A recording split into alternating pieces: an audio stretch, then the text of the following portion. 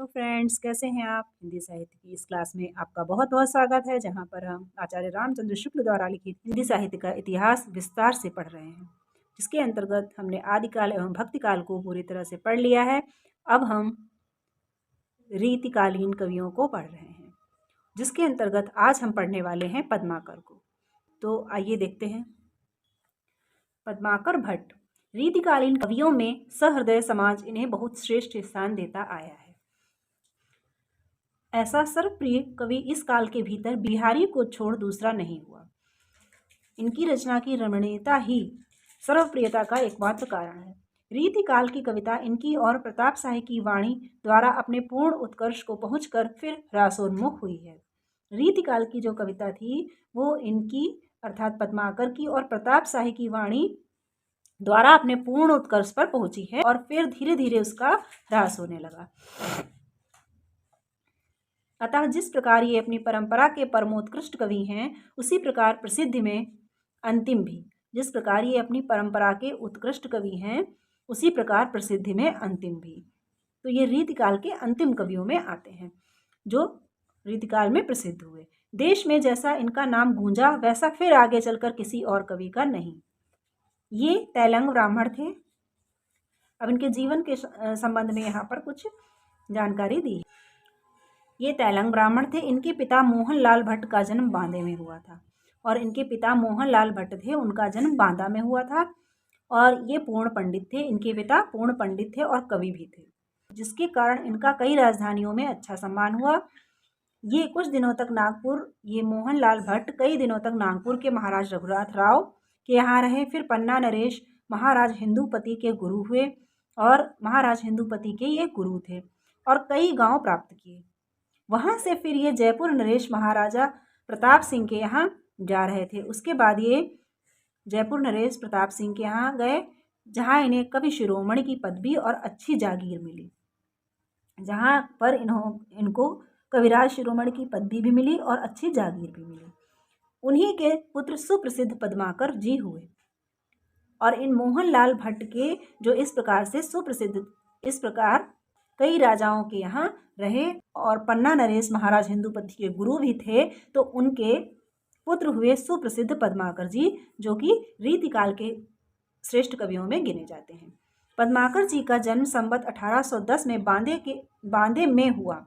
इन्होंने 80 वर्ष की आयु भोगकर अंत में कानपुर गंगा तट पर संवत 1890 में शरीर छोड़ा। इनका पद्माकर का जन्म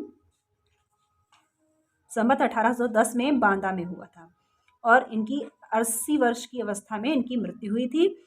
और कहाँ हुई थी? कानपुर के गंगा तट पर 1890 में। ये कई स्थानों पर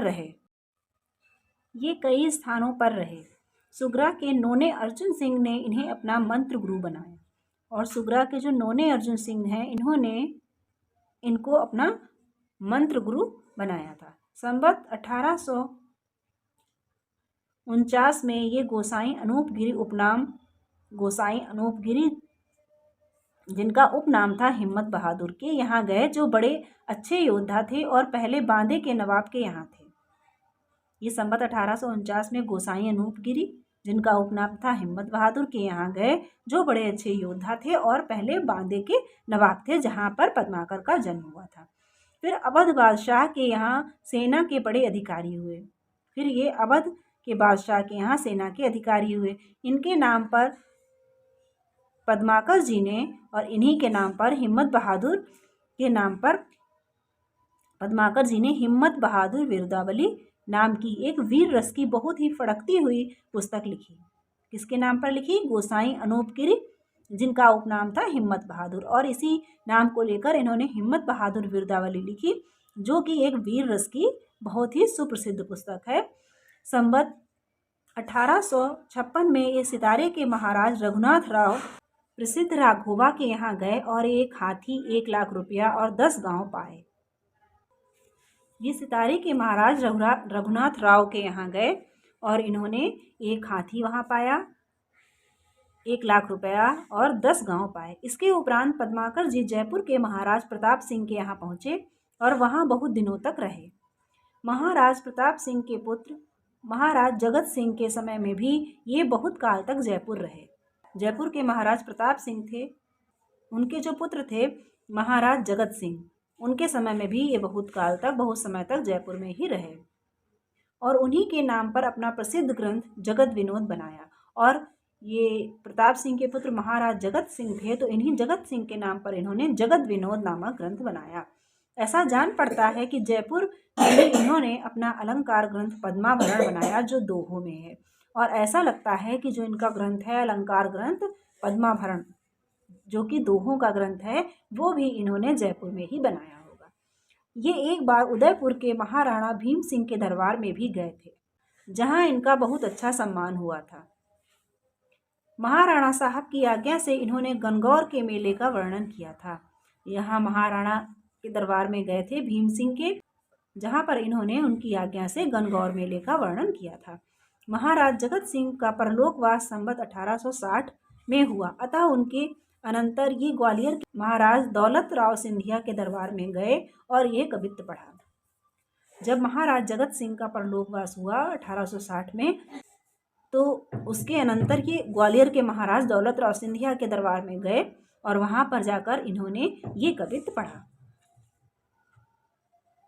ये कई राजाओं के आश्रय में रहे थे। मीनागढ़ बम्बई सुमंद मंद राजबंग, बंदर को बंद करी बंदर बसावे गो, कहे पदमाकर कसकी काश्मीर हुकु, पिंजर सो घेर के कलिंजर छुड़ावे गो, बांका नृप दौलत अलीजा महाराज कबों, सज दल पकड़ फिरंगिन दबावे गो, दिल्ली दहपट्टी पटना हुको झपट करी, कबहू लत्ता कलकत्ता को उड़ावे गो। सिंधिया के दरबार में भी इनका अच्छा मान हुआ। सिंधिया के दरबार में इन्होंने ये पद सुनाया था। तो इसका आप ध्यान रखिएगा कि पद्माकर जी ने ग्वालियर के महाराज दौलत राव सिंधिया के दरबार में जाकर कौन सा कवित्त पढ़ा था। तो ये कवित्त इन्होंने उनके दरबार में जाकर पढ़ा था। सिंधिया के दरबार में भी इनका अच्छा मान हुआ। कहते हैं कि वहाँ सरदार उदा जी के अनुरोध से उन्होंने हितोपदेश का भाषानुवाद किया। वहाँ सरदार उदा जी के अनुरोध से इन्होंने हितोपदेश का भाषानुवाद किया।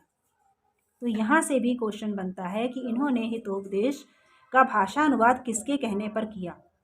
तो वो सरदार उदा जी के कहने पर। और इन्होंने गणगौर मेले का वर्णन किसकी आज्ञा से किया। तो वो महाराणा भीम सिंह की आज्ञा से इन्होंने गणगौर मेले का वर्णन किया। तो ये भी आप ध्यान रखिएगा।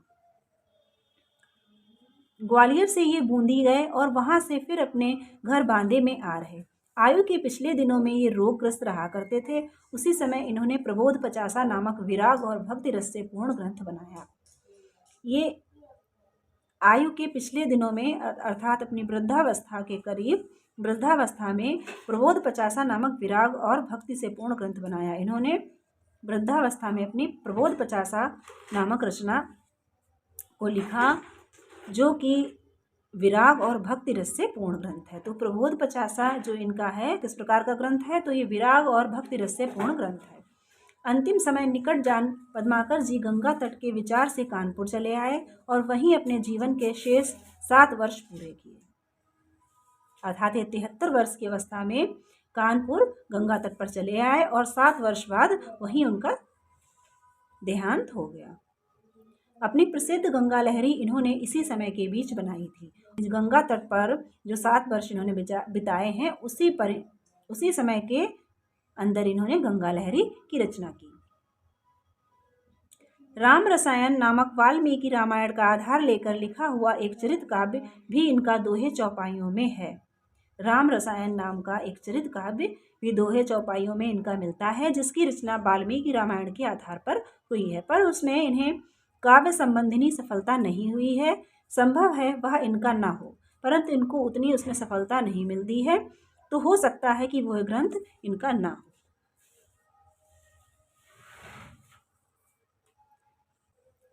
मतीराम जी के रसराज के समान पद्माकर जी का जगत विनोद भी काव्य रसिकों और अभ्यासियों दोनों का कंठार है। वास्तव में ये श्रृंगार रस का सार ग्रंथ सा प्रतीत होता है। तो ये कथन के रूप में भी पूछा जा सकता है कि ये कथन रसराज और जगत विनोद के संबंध में किसका कथन है। जो सफलता मतीराम के रसराज को मिली है, वही पद्माकर जी के जगत विनोद को भी मिली है। और ये काव्य रसिकों का और अभ्यासियों दोनों का कंठार है। वास्तव में ये श्रृंगार रस का सार ग्रंथ सा प्रतीत होता है। इनकी मधुर कल्पना ऐसी स्वाभाविक और हाव भावपूर्ण मूर्त विधान करती है कि पाठक मानो प्रत्यक्ष अनुभूति में मगन हो जाता है। ऐसी सजीव मूर्त विधान करने वाली कल्पना बिहारी को छोड़कर और किसी कवि में नहीं पाई जाती। ऐसी कल्पना असमर्थ पदावली के बीच व्यर्थ फड़फड़ाया करती है। तो यहाँ तक इनकी मधुर कल्पना ऐसी स्वाभाविक है, ये यहाँ से भी कथन के रूप में इम्पोर्टेंट है। ऐसी कल्पना असमर्थ पदावली के बीच व्यर्थ फड़फड़ाया करती है। कल्पना और वाणी के साथ जिस भावुकता का संयोग होता है वही उत्कृष्ट काव्य के रूप में विकसित हो सकती है। भाषा की सब प्रकार की शक्तियों पर, तो यहाँ से भी ये इम्पोर्टेंट है, भाषा की सब प्रकार की शक्तियों पर इस कवि का अधिकार दिखाई पड़ता है। कहीं तो इनकी भाषा स्निग्ध मधुर पदावली द्वारा एक सजीव भाव भरी प्रेम मूर्ति खड़ी करती है, कहीं भाव या रस की धारा बहाती है, कहीं अनुप्रासों की मीलित झंकार उत्पन्न करती है, कहीं वीर दर्प से क्षुब्ध वाहिनी के समान अकड़ती और कड़कती हुई चलती है, और कहीं प्रशांत सरोवर के समान स्थिर और गंभीर होकर। तो यहाँ पर आचार्य शुक्ल कह रहे हैं कि इनकी भाषा सब प्रकार की शक्तियों पर कवि का अधिकार दिखाई देता है। इनकी भाषा में भाषा की सब शक्तियों पर इनका अधिकार दिखाई देता है। कहीं वो स्निग्ध मधुर हो जाती है, कहीं श्रृंगार रस से भरकर भाव भरी प्रेम मूर्ति खड़ी करती है, कहीं तो वह अनुप्रासों की जो मिलित झंकार है उसको उत्पन्न कर देती है, कहीं ओज रस से पूर्ण वीर दर्प से क्षुब्ध वाहिनी के समान फड़कती हुई जान पड़ती है, और कहीं प्रशांत सरोवर के समान स्थिर और गंभीर। तो इन्होंने भाषा की जितनी शक्तियां हैं उन पर सब पर अपना अधिकार कर रखा था और सभी में रचना की है। प्रशांत सरोवर के समान स्थिर और गंभीर होकर मनुष्य जीवन को विश्रांति की छाया दिखाती है। तो कहीं श्रृंगार रस से, कहीं भाव से पूर्ण है, कहीं मधुर पदावली है, कहीं ओज रस से भरी हुई है, और कहीं प्रशांत सरोवर के समान स्थिर और गंभीर होकर मनुष्य को विश्रांति की छाया दिखाती है। सारांश ये है कि इनकी भाषा में वह अनेक रूपता है जो एक बड़े कवि में होनी चाहिए। इनकी भाषा में अनेक रूपता है जो एक बड़े कवि में होनी चाहिए। भाषा की ऐसी अनेक रूपता गोस्वामी तुलसीदास जी में दिखाई पड़ती है, और जो अनेक रूपता पद्माकर में शुक्ल जी ने देखी है वही कह रहे हैं कि ऐसी अनेक रूपता भाषा की गोस्वामी तुलसीदास जी में दिखाई पड़ती है। उन्होंने भी अपने काव्य में सभी प्रकार के रसों का प्रयोग किया है। अनुप्रास की प्रवृत्ति तो हिंदी के प्रायः सब कवियों में आवश्यकता से अधिक रही है। पद्माकर जी भी उनके प्रभाव से नहीं बचे हैं। अनुप्रास प्रयोग की प्रवृत्ति तो हिंदी के प्रायः सभी कवियों में रही है। पद्माकर जी भी उनके प्रभाव से नहीं बचे हैं, पर थोड़ा ध्यान देने पर यह प्रवृत्ति इनमें अरुचिकर सीमा तक कुछ विशेष प्रकार के पद्यों में ही मिलेगी। थोड़ा ध्यान देने पर यह पता चलता है कि इनकी जो अनुप्रास का प्रयोग इन्होंने किया है, अनुप्रास की प्रवृत्ति है, वो अरुचिकर नहीं लगती है। कहीं कहीं भी विशेष प्रकार के पद्यों में ही अरुचिकर सीमा तक मिलेगी, नहीं तो जितनी पद में रुचिकर है वही इन्होंने प्रयोग किया है। जिनमें ये जानबूझकर शब्द चमत्कार प्रकट करना चाहते थे, और अरुचिकर कहाँ पर बन गई है, जहाँ पर ये जानबूझकर शब्द का चमत्कार लाना चाहते थे। अनुप्रास की दीर्घ श्रृंखला अधिकतर इनके वर्णनात्मक पद्यों में पाई जाती है। अनुप्रास की जो दीर्घ श्रृंखला है वो इनके वर्णनात्मक पद्यों में पाई जाती है, डिस्क्रिप्टिव जिसको कहते हैं। जहाँ मधुर कल्पना के बीच सुंदर कोमल भाव तरंग का स्पंदन है वहाँ की भाषा बहुत ही चलती है। जहाँ मधुर कल्पना के बीच सुंदर और कोमल भाव तरंग है वहाँ की भाषा बहुत ही चलती है और स्वाभाविक और साफ सुथरी है। वहाँ अनुप्रास भी है तो बहुत संयत रूप में, वहाँ पर अनुप्रास है तो परंतु बहुत ही संयत रूप में। भाव मूर्ति विधायिनी कल्पना का क्या कहना, ये ऊहा के बल पर कारीगरी के मजबून बांधने के प्रयासी कवि न थे। जो भाव मूर्ति विधायिनी कल्पना थी वहाँ पर ये ऊहात्मक जो वर्णन है वो इन्होंने नहीं किए हैं। ऊहा के बल पर कारीगरी के मजबूत बांधने के प्रयासी नहीं थे, ऐसा प्रयास इन्होंने नहीं किया। हृदय की सच्ची स्वाभाविक प्रेरणा इनमें थी। यहाँ से भी कथन पूछा जा सकता है। हृदय की सच्ची स्वाभाविक प्रेरणा इनमें थी। लाक्षणिक शब्दों के प्रयोग द्वारा कहीं कहीं ये मन की अव्यक्त भावना को ऐसा मूर्तिमान कर देते हैं कि सुनने वालों का हृदय आप से आप हामी भरता है। ये लाक्षणिकता भी इनकी एक बड़ी भारी विशेषता है। और लाक्षणिकता जो है, लाक्षणिक शब्दों का जो प्रयोग इन्होंने किया है, ये इनकी बड़ी भारी विशेषता है। पद्माकर जी की कविता के कुछ नमूने नीचे दिए जाते हैं। यहाँ पर आचार्य शुक्ल ने इनकी कविता के नमूने दिए हैं और जो परीक्षाओं में पूछे जाने वाली बहुत ही इम्पोर्टेंट पंक्तियां हैं इनकी। फाकू की भीर अभीरन में गई गोविंद, ले गई भीतर गोरी, भाई करी मन की पद्माकर, ऊपर नाई अबीर की झोरी, झीन पितंबर कम्मर ते सुविधा दई मेढ़िक पोलन रोरी, नैन नचाई कही मुस्काई लला फिर आइयो खेलन होरी। तो ये इनका बहुत ही प्रसिद्ध और परीक्षा की दृष्टि से इम्पोर्टेंट पद है।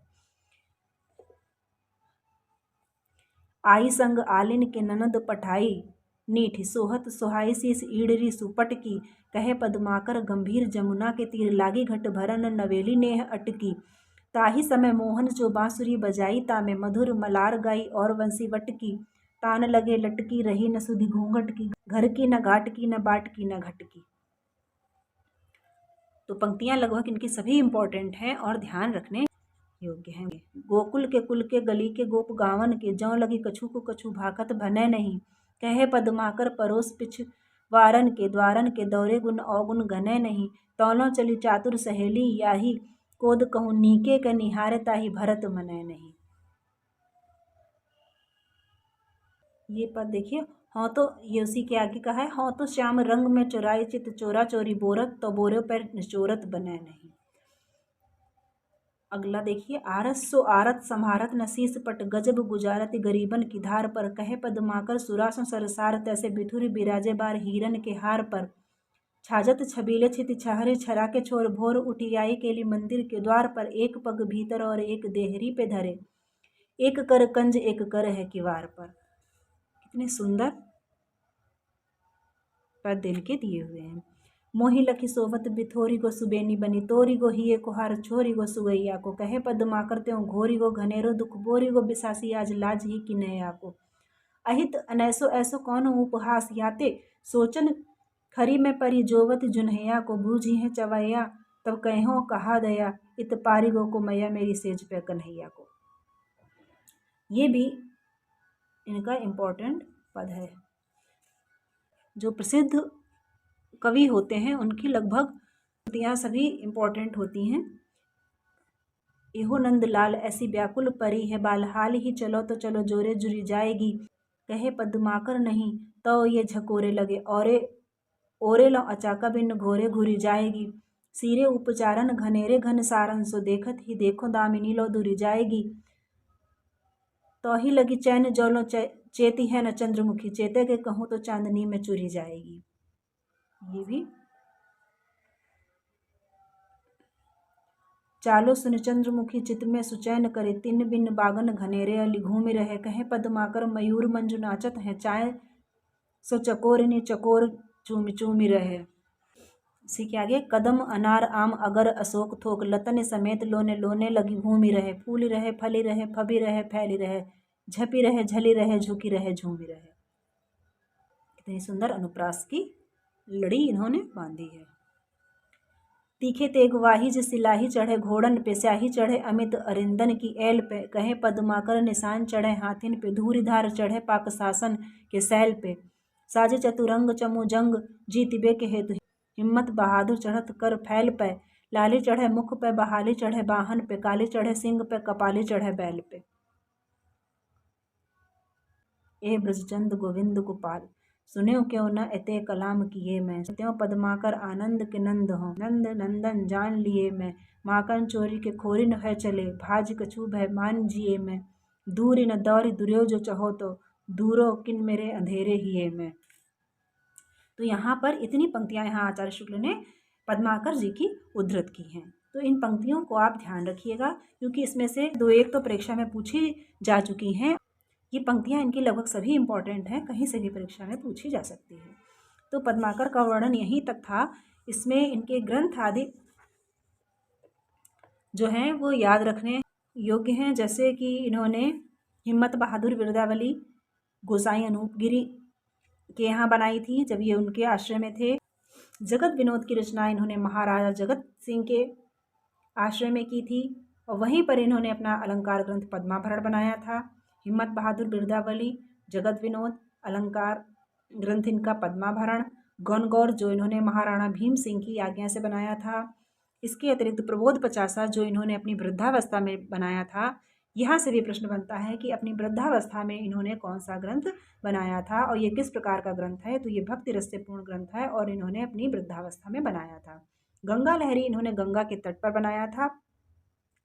राम रसायन इन्होंने वाल्मीकि रामायण का आधार लेकर लिखा, लेकिन ये प्रमाणित नहीं है कि ये इनका ही ग्रंथ है, क्योंकि उसको काव्य संबंधी उतनी सफलता नहीं मिली है जितनी इनके अन्य ग्रंथों को। तो पद्माकर का वर्णन यही समाप्त होता है। इससे आगे हम देखते हैं ग्वाल कवि को। ये मथुरा के रहने वाले बंदी जन सेवाराम के पुत्र थे। ये ब्रज भाषा के अच्छे कवि हुए हैं। ग्वाल कवि मथुरा के रहने वाले बंदी जन थे सेवाराम, उनके ये पुत्र थे और ये ब्रज भाषा के अच्छे कवि हुए हैं। इनका कविता काल संवत 1879 से संवत 1918 तक है। इनका कविता काल 1879 से लेकर 1918 तक है। अपना ग्रंथ यमुना लहरी इन्होंने संवत 1879 में और अंतिम ग्रंथ भक्त भावन 1919 में बनाया। इन्होंने अपना जो यमुना लहरी नामक ग्रंथ है इसकी रचना 1879 में और जो इनका अंतिम ग्रंथ है भक्त भावन वो संवत 1919 में बनाया। रीति ग्रंथ इन्होंने 4 लिखे हैं। रसिकानंद, रसरंग, रसिकानंद जो कि अलंकार ग्रंथ है, रसरंग संवत 1904 में, कृष्ण जू को नक्शिक संवत 1884 में, दूषण दर्पण संवत 1891 में। इसके अतिरिक्त इनके 2 ग्रंथ और मिले हैं, हमीरहट और गोपी पच्चीसी। इनके पिता का नाम बंदीजन सेवाराम था और इनका कविता काल 1879 से 1918 तक माना जा सकता है, क्योंकि इनके ग्रंथों से ऐसा अनुमान लगा है। यमुना लहरी इनका 1879 में और अंतिम ग्रंथ 1919 में। तो यहाँ से प्रश्न बन सकता है कि ये इनका अंतिम ग्रंथ है, इसका उल्लेख है, तो इसको आप ध्यान रखिएगा कि ग्वाल कवि का अंतिम ग्रंथ कौन सा है, तो भक्त भावन जो कि संवत 1919 में बना है। और इनके 4 ग्रंथ रीति ग्रंथ हैं, जिसमें रसिकानंद, रसरंग, कृष्ण जू को नक्शिक और दूषण दर्पण। इसके अतिरिक्त 2 और ग्रंथ इनके मिले हैं, एक हमीरहट और गोपी पच्चीसी। और भी 2 ग्रंथ इनके लिखे कहे जा सकते हैं, राधा माधव मिलन, ये कहे जा सकते हैं लेकिन प्रमाणित नहीं है, और राधा अष्टक। कवि हृदय विनोद इनकी बहुत सी कविताओं का संग्रह है। तो राधा माधव मिलन और राधा अष्टक इनके ग्रंथ कहे जा सकते हैं और कवि हृदय विनोद इनकी बहुत सी कविताओं का संग्रह है। तो यहाँ से भी क्वेश्चन बनता है कि कवि हृदय विनोद किस कवि की रचनाओं का संग्रह है, तो ग्वाल कवि की रचनाओं का संग्रह है कवि हृदय विनोद। रीतिकाल की सनक इनमें इतनी अधिक थी कि इन्हें यमुना लहरी नामक देव स्तुति में भी नवरस और षट ऋतु सुझाई पड़ी। रीतिकाल की सनक इसको कहते हैं आचार्य शुक्ल की। इन्होंने यमुना लहरी जो कि एक देव स्तुति ग्रंथ था, उसमें भी इन्होंने नवरस और षट ऋतु सुझाई पड़ी है। भाषा इनकी चलती और व्यवस्थित है। उन्होंने इसमें षट ऋतु और नवरस का प्रयोग इन्होंने यमुना लहरी में भी कर दिया है, इसलिए आचार्य शुक्ल कहते हैं कि इनको रीतिकाल की इतनी सनक थी। भाषा इनकी चलती और व्यवस्थित है। वाग विदग्धता भी इनमें अच्छी है। षट ऋतुओं का वर्णन इन्होंने विस्तृत किया है, पर वही श्रृंगारी उद्दीपन के ढंग का। षट ऋतुओं का वर्णन तो इन्होंने अच्छा किया है, विस्तार से किया है, परंतु जो श्रृंगारी उद्दीपन के ढंग का वर्णन होता है वही इन्होंने किया है। इनके ऋतु वर्णन के कवित्व लोगों के मुंह से अधिक सुने जाते हैं, जिसमें बहुत से भोग विलास के अमीरी सामान भी गिनाए गए हैं। ग्वाल कवि ने देशाटन अच्छा किया था और इन्हें भिन्न भिन्न प्रांतों की बोलियों का अच्छा ज्ञान हो गया था। इन्होंने ठेठ, पूर्वी हिंदी, गुजराती और पंजाबी भाषा में भी कुछ कवित्व सवैया लिखे हैं। तो इन्होंने पूर्वी हिंदी, गुजराती, पंजाबी भाषा में भी कुछ कवित्व और सवैया लिखे हैं। तो इस बात को भी आप ध्यान रखिएगा कि कौन से रीतिकालीन कवि ने गुजराती और पंजाबी भाषा में भी कविता और सवैये लिखे हैं, कविता लिखी है। फारसी अरबी शब्दों का इन्होंने बहुत प्रयोग किया है और इन्होंने फारसी अरबी के शब्दों का भी अपनी कविता में प्रयोग किया है। सारांश ये है कि ये एक विदग्ध और कुशल कवि थे, पर कुछ फक्कड़पन लिए हुए। इनकी बहुत सी कविता बाजारी है। थोड़े से उदाहरण नीचे दिए जाते हैं। ये फक्कड़पन लिए हुए कवि थे। अच्छे कवि तो अच्छे थे, पर इनमें थोड़ा फक्कड़पन था। ग्रीष्म की गजब धुकी है धूप, धाम धाम गर्मी झुकी है, जाम जाम अति तापिनी, भीजे खस बीजन झलेहू न सुखात श्वेत, गात न सुहात बात दावा सी डरापिनी, ग्वाल कवि कहें कोरे कुंभन में कूपन ते, लैले जलधार बार बार मुख थापिनी, जब पियो तब पियो अब पियो फेर अब, पीवत हूँ पीवत मिटे न प्यास पापिनी। मोरन के सोरन की नैको न मरोर रही, घोरहू रही न घन घने या फरद की, अंबर अमल सरसरिता बिमल भल, पंख को न अंक और न उड़न गरद की, ग्वाल कवि चित्त में चकोरन के चैन भय, पंथिन की दूर भई दूषण दरद की, जल पर थल पर महल अचल पर, चांदी सी चमक रही चंदनी सरद की। जाकी खूब खूबी खूब खूबन की खूबी यहाँ, ताकि खूब खूबी न बुगाहना, जाकी बद जाती यहाँ चारण में, ताकि बद जाती हुआ उराहना, ग्वाल कवि वे ही परम सिद्ध सिद्ध जो है जग, वे ही पर सिद्ध ताकि यहाँ हुआ सराहना, जाकी यहाँ चाहना है ताकि वहाँ चाहना है, जाकी यहाँ चाहना है ताकि वहाँ चाहना है, जाकी यहाँ चाहना है ताकि वहाँ चाहना। तो दिया है खुदा ने खूब खुशी करो ग्वाल कभी, खाओ पियो देव लेव यहीं रह जाना है, राजा राव उमराव के ते बादशाह भये, कहाँ ते कहाँ को गए लगे न ठिकाना है, ऐसी जिंदगानी के भरोसे पे गुमान ऐसे, देश देश घूम घूम मन बहलाना है, आए परवाना पर चले ना बहाना, यहाँ नेकी कर जाना फिर आना है न जाना है। तो ये थी ग्वाल कवि की पंक्तियाँ। इनको भी आप ध्यान से पढ़ लीजिएगा। तो आज वीडियो को यहीं पर विराम देते हैं। इससे आगे के जो कवि बचे हुए हैं उनको हम अगली वीडियो में देखेंगे। तो अगर आपको इससे अपने अध्ययन में कुछ लाभ हो रहा हो तो वीडियो को लाइक कर दीजिएगा और अपने फ्रेंड्स तक ये जानकारी अवश्य शेयर करें। और अगर चैनल को सब्सक्राइब नहीं किया है तो सब्सक्राइब करके बेल आइकन प्रेस कर दें, ताकि ये पूरी की पूरी सीरीज़ आप इसी प्रकार देखते रहें। धन्यवाद।